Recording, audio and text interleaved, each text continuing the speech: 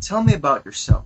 Why should I hire you? What do you think of our company? What are your strengths and weaknesses? How do you see yourself in 5 years? These are the common questions that you encounter when you are in an interview for a job. So let's try to decode these questions.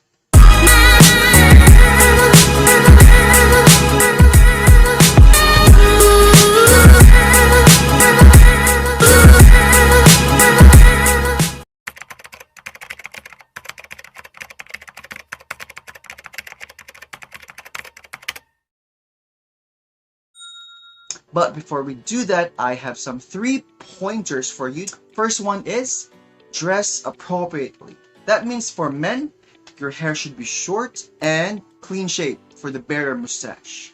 Also for women, wear some makeup and do not wear too revealing uniforms, not too short skirts and stockings. If you're applying for, say, an office job, you can just wear corporate casual or smart casual. It depends on the kind of job that you're applying for. And that includes your smile. Smile is also part of your uniform. For the second one, be on time. Whether it's virtual or in person, you have to be on time. If the interview is 9 a.m., don't be there by 9. Be there by 8:30 to 8:45. That gives you more time to review and to relax. And for my final tip, believe in yourself. Everybody wants to talk about themselves, and on the interview, you're doing the same. Trust me, you are just talking about yourself, but in a more professional and diplomatic way. So we have to adjust some nuances and we have to more talk, not too casual, but more in a polite and professional manner, so as to give a good lasting impression. First question is, tell me about yourself. So why do people ask that when all about you is on the resume already? Everything about you is on the resume, but they want to know who you are according to you. That means how you deliver and present yourself. From the first time that you arrive in the room, the way you handshake or you introduce yourself, the way you smile, the way you sit, the way you move, these are all things about yourself. So try not to answer this question like this. My name is Mark. I like milk tea. I love eating spaghetti. I like going to the beach, and I am a traveler. These things are very personal. You want to tell about yourself that is related to your job or in a professional way. You can say, my name is Mark. I love to travel and I love to meet different people. I love working in a team because I've been in a varsity team before. So that has connection with your past experience to your future job opportunity. So you want to explain to the interviewer that you have these soft skills that are important and relevant to the job that you're applying for. Always remember not to lie about your resume. Do not credit things that are not really yours. Integrity is everything. Second question. Share an experience of you dealing with a difficult colleague. I'm telling you guys, all these questions being asked has a purpose. You are not being asked just for the sake of asking random questions. There is a formula right there. They want to know how you respond to these situations. This question is being asked because they want to know your work ethic. You cannot control people who work against you. Even though you are the most ripe apple, still somebody doesn't eat apple. They want to know how you work in a team. They want to know how you work independently. So a good example of that would be, try to let go of your indifferences and just be at the common goal, which is your job. So whether you don't like each other, it doesn't matter as long as you deliver the job that is being asked. You have to detach your personal feelings at work. That is professionalism. Third question. Share an experience of you dealing with a difficult guest. Now this is interesting. So you are being asked this one because they want to know how you work under pressure, yet still delivering the results in a timely manner. The interviewer wants to know how you work in a fast-paced environment. Some guests would be nice, some would be rude, some would be very noisy, some would be very demanding, or some would just make things out of proportion. So they want to know how you react on those things. Every time a guest is mad at me, I try not to take it personally because they are mad not at me, but because of the situation or of the circumstance. They don't know me personally, but what is being asked that is not being given at this point is what makes them mad. Because some guests feel that they are undervalued or they're paying more for receiving less. That's when they complain. Also, another way of answering this question would be, if something came up and it was a mistake on our part, you have to listen, let them air out their problem or complaint, and take action. But before you do that, apologize, empathize.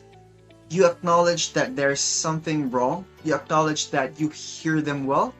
And right after, you take action. That means you give them an action and a time frame. Giving an update to a customer is very important. You don't want them to be left hanging. Worse, you don't want them to call to ask for the update. No. Anything that makes them wait and you give them time, try to give them a longer time, but not too much, and call short term. That means call 5 minutes or 10 minutes earlier. You are under promising but over delivering. That is very good. Fourth question is, why did you leave your previous job? Of course, they don't want job skippers. They don't want to hire and put all their efforts to a potential employee and they would just go. You don't want employees that you would invest time and money and effort and then they would just go whenever they want to. You want to build managers, you want to build supervisors, build future leaders for your company. Training is very expensive in so many ways. So you want to make sure you are hiring the right people.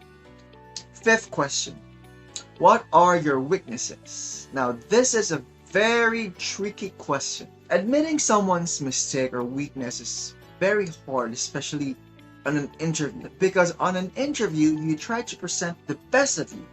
You don't want to share the worst of you, right? But this is not an embarrassing question. Mind you, you are being asked this question because they want to know how aware you are of yourself and what you are doing to manage this weakness. That is the reason. Let me give you an example. As a manager, I'm a perfectionist. So that means I want everything to be done perfectly. Attention to detail, every detail. So that means sometimes I tend to micromanage my staff, which is not good because I don't empower them. I don't trust them that they're doing the right things at the right time. So what I did was I trained them well, so I trust that they're being trained properly so they can be working with less supervision, ergo less micromanagement. People who are empowered feel more motivated. Plus, they are being taught to be more independent. One way or another, they will eventually go up. So they are being taught to be more mature, to handle themselves better this time. That is a good answer. Another example would be, I tend to be the person who gets overwhelmed a lot, especially when so many things come at once. And I forget so many things. So what I do is, I jot down notes to make sure that everything is being done. I have my own checklist and I prioritize what is high priority, low, and medium. Also because of that, I teach myself to manage my time more. Okay, so the sixth question would be, why should we hire you? So this is a simple question with a very direct hit on you. My tip for you on that would be, mention your best selling points and make sure it matches the job requirements for that specific job. That means you have to marry your skills and competencies to that of the job description to convince that you are the most fit for the role. So you want to credit your experience as a flight attendant on how you would react as a future front desk agent and how you would bring value to the company. plus making your own signature mark. Do not forget that if you are not yet well seasoned with experiences and skills, attitude comes a long way. You can be honest and say, I don't have much experiences yet. So you would give the interviewer an idea that if you are put or immersed on this kind of job, you would also devote the same passion. Plus, there is no wrong of saying, I don't have much experience, but I'm willing to learn. Trust me, they would hire for attitude and not because of skills, because skills can be taught, but attitude is you. How do you see yourself in 5 years? So you are being asked this question because they want to know people who have goals and plans. They want to hire people who have career paths. They want to hire people who are ambitious. So they will not waste time investing on you if you will not, well, in return, provide loyalty to the company. They also want to know how serious you are on your job. They want to know how passionate you are on your ambitions. They want to groom employees who are trainable, but also loyal to the company. Why do you want to work for this company? They simply mean that they want to know if you have done your homework about the company. They want to know how serious you are about this job opportunity. They want to know what have you done as a research and what are you willing to put on the table for them. That's simple. They want to know how prepared you are for this interview. How well do you know this company that you can give a SWOT analysis on the early parts of this interview. That is a very impressive answer because that means you are prepared. Do you have any questions? Now, do you really have any questions at the end of the interview?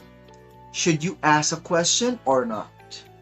My personal answer to that would be yes, absolutely.